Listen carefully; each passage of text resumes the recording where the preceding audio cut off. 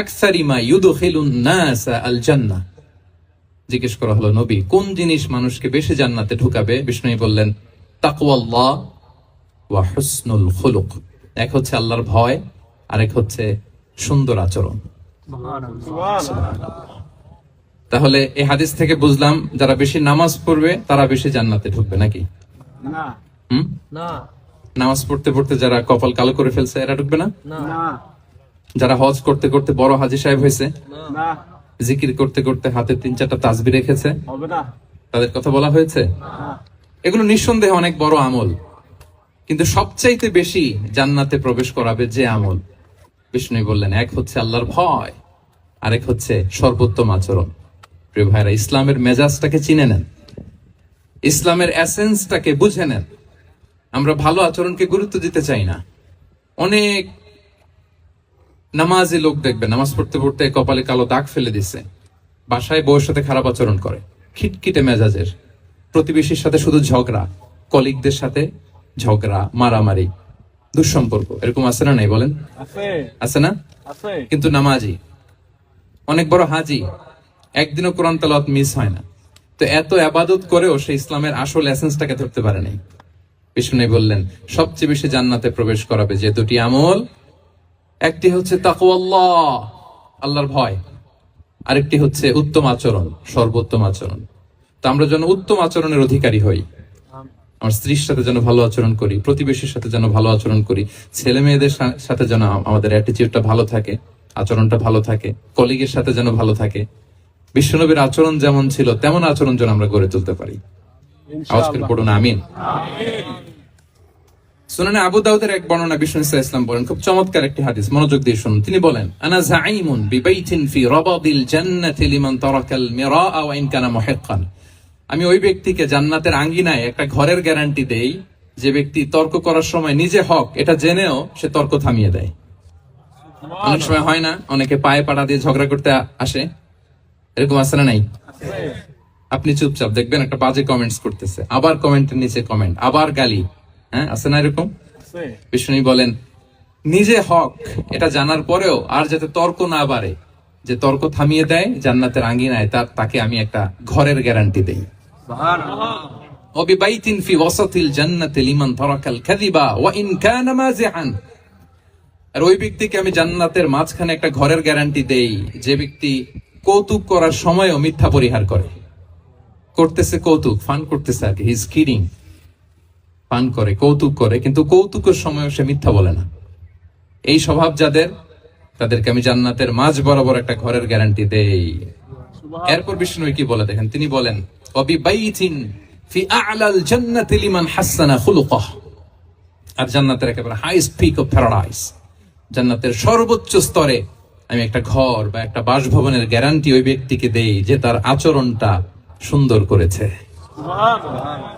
যে সুন্দর আচরণের অধিকারী হয়েছে, তাকে জান্নাতের হাইস্ট পিকে আমি একটা বাসভবনের গ্যারান্টি দেই। তাহলে বলেন তো আমাদের আচরণটা সুন্দর করার দরকার আছে না নাই? এটা খুব ছোটখাটো একটা আমল, তাই না? কথা বলেন দক্ষিণ কোরিয়া প্রবাসী ভাইরা, আওয়াজ করে বলেন এটা কি ছোট আমল? দেখলে সালাম দিব, সুন্দরভাবে কথা বলবো, ভালো উইশ করব, হ্যাঁ, হিংসা জিঘাংসা অহংকার থেকে মুক্ত থাকবো, খিটখিটে মেজাজের হব না, অলওয়েজ স্মাইলিং ফেস থাকবে আমার, হৃদ্যতাপূর্ণ আচরণ। এই কাজটা কি ছোট আমল? আওয়াজ করে বলেন এই আমলটা কি ছোট না বড়?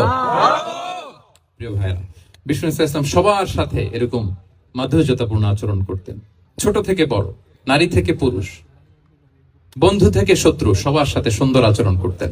এবং তার এই চমৎকার আচরণে মুগ্ধ হয়ে তার অনেক শত্রু মুহূর্তে তার বন্ধুতে পরিণত হয়েছে। তাহলে আসুন আমরা দেখি আমাদের প্রিয় নবীজির আচরণ কেমন ছিল। এটা ছিল ভূমিকা কথা, ইন্ট্রোডাক্টরি ডিসকাশন। এটা বুঝলে পুরো আলোচনা বুঝবেন। আলোচনার এই পর্যায়ে এসে আমি যতটুকু বললাম এটা সবার কাছে ক্লিয়ার না ভাইরা? প্রিয় নবীজির আচরণ কেমন ছিল এটা নিয়ে আমরা শুনবো। শুরুতেই আমরা দেখি তাহলে শিশুদের সাথে পেয়ারা নবীজি কেমন আচরণ করতেন সেটা আমরা শুনবো। আমরা যদি থ্রু দ্য লেন্স অফ সিরা অথবা through the lens of Sunnah lens দিয়ে, আমরা তো এক একজন এক এক লেন্স লাগাই, তো দেখবেন যে সুন্দর একটা গ্লাস পড়লে যেটা যেই কালার ওইটা দেখা যায়, কিন্তু নীল গ্লাস পড়লে গোটা দুনিয়াটা লাল গ্লাস লাগালে দুনিয়াটা এই জন্য কোরআনের লেন্স দিয়ে আমরা বিশ্ব দেখি। কোন লেন্স দিয়ে বিশ্ব দেখবো? We see the world through the lens of Quran. আজকের আলোচনাটা আমরা করব থ্রু দ্য লেন্স অফ সিরা। সিরাতের আলোকে, সুন্নাহর আলোকে দেখি বিষ্ণু ইসলাম শিশুদের সাথে তিনি কেমন আচরণ করতেন। বিষ্ণু ইসলামের কাছে যখন কোনো শিশু নিয়ে আসা হতো তিনি তাহনিক করতেন। হাদিসে এসেছে, সিরায় এসেছে। তাহনিক কি? খেজুর চিবিয়ে খেজুরের মিষ্টি রস লালা সহ বাচ্চার মুখে লাগিয়ে দিতেন। আলেমদের কাছে, অনেক আলেমদের কাছে আসে, আমার কাছে অনেকে এসেছে বাচ্চাদেরকে নিয়ে। তো আমরা এই সুন্নাহর উপর আমল হিসেবে খেজুর চিবিয়ে এর রসটা মুখে ঢুকিয়ে দিয়েছি। বারাকা, বিষ্ণু ইসলামের বারাকা নেওয়ার জন্য আসতো ছোট্ট বাচ্চাদেরকে নিয়ে। মদিনায় যখন সাহাবারা হিজরত করলেন মক্কা থেকে, মুসলিমদের ঘরে সন্তান সন্ততি নাই, বাচ্চা কাচ্চা হয় না। ইহুদিরা টিটকারি করে, এই তো মুসলমানদের সন্তান নাই। সর্বপ্রথম যেই সন্তান হয়েছে তিনি হচ্ছেন আয়েশা রাদিয়াল্লাহু তাআলা আনহার বড় বোন আসমা বিনতে আবু বকরের ঘর উজাড় করে এক সন্তান এসেছে, পুত্র সন্তান। নাম হচ্ছে আব্দুল্লাহ। কি নাম? আব্দুল্লাহ ইবনে জুবাইর। তো আসমা আব্দুল্লাহকে কোলে নিয়ে বিশ্বনবীর কাছে আসলেন। বিশ্বনবী খেজুর চিবিয়ে ওনার লালা মিশ্রিত রস খেজুর সহ মুখে লাগিয়ে দিলেন। তো আসমা সবসময় গর্ব করে বলতেন যে আমার সন্তানের পাকস্থলীতে সর্বপ্রথম যেটা ঢুকেছে এটা হচ্ছে বিশ্বনবীর লালা মিশ্রিত খেজুরের রস। আল্লাহু আকবার। বাচ্চারা আসলে বিষ্ণু তাহনিক করতেন এবং এটা ল্যাবরেটরিক্যালি প্রুভড, সায়েন্টিফিক্যালি প্রুভড যে বাচ্চার জন্মের পরে এরকম মিষ্টি দিলে, স্পেশালি ডেটস নির্যাস যদি দেয়া হয়, তাহলে এটা তার ইমিউন সিস্টেম বাড়ায়, রোগ প্রতিরোধ ক্ষমতা বাড়ায়, তার ব্লাড সার্কুলেশন বাড়ায়, রক্ত সঞ্চালন বাড়ায়। বিষ্ণুনবী এটা করতেন। অনেক মায়েরা বরকতের জন্য বিষ্ণুনবীর কোলে বাচ্চা দিতেন। অনেক বাচ্চা বিষ্ণুনবীর কোলেই পেশাব করেছে, হাদিস সাক্ষী। ওখান থেকে মাসালা এসেছে, মেয়ে বাচ্চা পেশাব করলে কিভাবে ক্লিন হবে, ছেলে বাচ্চা পেশাব করলে কিভাবে ক্লিন হবে। বিষ্ণুনবী কোলে নিয়েছেন, পেশাব করে দিছে ভরায়া। আল্লাহু আকবার। বাচ্চাদের মাথায় তিনি হাত বুলিয়ে দিতেন। যেই বাচ্চার মাথায় বিষ্ণুনবী হাত বুলাতেন ওই বাচ্চার মাথায় খুব বেশি বেশি চুল গজাতো। সুবহানাল্লাহ বলবেন না? এক ভণ্ড, সেও ছিল নবী দাবিদার, মুসাইলামাতুল কাযযাব। সে নবীকে কপি করত, নবী যা যা করতো তাই করতো।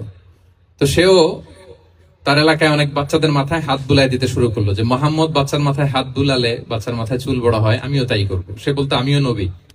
সে বলতো নবু আনিস শুনলি ওয়ানিস শুনলা কি মোহাম্মদ, হে মোহাম্মদ, নবু তোমার অর্ধেক আমার অর্ধেক। কি মামুর বাড়ির আবদার দেখছেন? বলে আমারটা আমাকে বুঝিয়ে দাও। তো নবীকে কপি করতো। বিশ্বনবী কুয়ার মধ্যে লোনা পানির কুয়ায় থুতু ফেললে মুহূর্তে লোনা পানির কুয়া মিঠা পানির কুয়ায় পরিণত হতো। তো এই বদমাসটা যখন কপি করে থুতু মারছে ওদের এলাকার কুয়ায়, ওটা ছিল মিঠা পানি, ওটা মুহূর্তের মধ্যে লোনা পানির কুয়া হয়ে গেছে। তো বিশ্বনবীকে কপি করে সে তার এলাকার নবজাতক বাচ্চাদের মাথায় যখন হাত বুলিয়ে দিতে শুরু করলো, পরবর্তীতে দেখা গেল ওই বাচ্চাগুলো আজীবন ছিল টাক মাথা। চুল বাড়বে তো দূরের কথা, এদের মাথায় চুলই ওঠে নাই। আল্লাহু আকবার। মুজিজাতুন নবী। বিষ্ণু মাথায় হাত বুলিয়ে দিতেন, বাচ্চাদেরকে চুমু খেতেন। আপনারা বাচ্চাদেরকে কোলে নেবেন, আদর করবেন, চুমু খাবেন, বিষ্ণুর সুন্নাহ এটা। বাচ্চাদের সালাম দিতেন। মাঝে মাঝে বাচ্চাদের সাথে মজা করতেন, তাদের সাথে খেলাধুলা করতেন। বাসার সময় পেলে এটা করবেন, ছেলে মেয়েদেরকে নিয়ে খেলতে নেমে যাবেন। শুধু বাচ্চাদের সাথে ফান করতেন এমন না, ভুল দেখলে শুধরে দিতেন। এক ছোট্ট বাচ্চা কোলে বসে খাবারের প্লেট থেকে এখান থেকে ধরে ওখান থেকে ধরে, তাও বাঁ হাতে। বিষ্ণু বললেন ইয়া গোলাম সাম্মিল্লাহ, বিসমিল্লাহ বলো।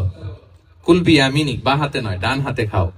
ওয়া কুল মিম্মা ইয়ালিক, আর এদিক সেদিক থেকে নয়, তোমার সামনে যেটা আছে ওইটা খাও। সুবহানাল্লাহ। শুধরে দিতেন।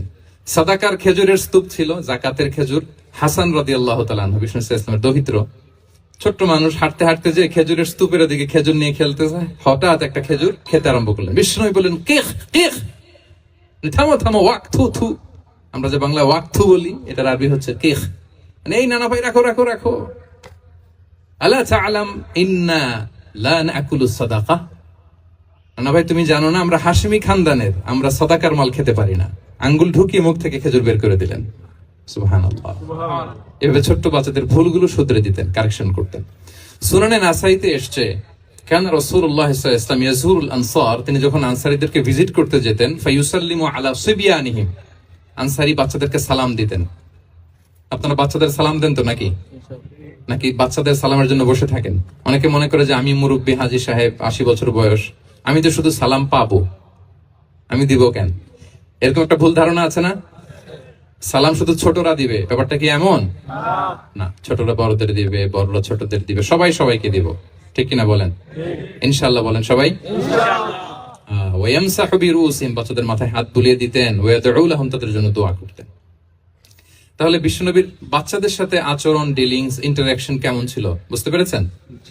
একবার এক নামাজে ওনার নাতিদেরকে নিয়ে হাজির হলেন, হাসান হুসাইন রাদিয়াল্লাহু আনহুমাকে নিয়ে। তো নামাজের এক সিজদায় বিশ্বনবী এমন লম্বা সময় সিজদায় পড়ে রইলেন, মাথা আর উঠান না।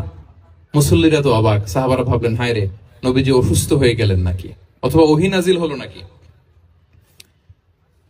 নামাজ শেষে সাহাবারা জিজ্ঞেস করলেন, ইয়া রাসূলুল্লাহ, আপনি কি অসুস্থ হয়েছেন নাকি ওহী নাজিল হচ্ছিল? এত লম্বা সিজদা দিতে তো কখনো দেখি নাই।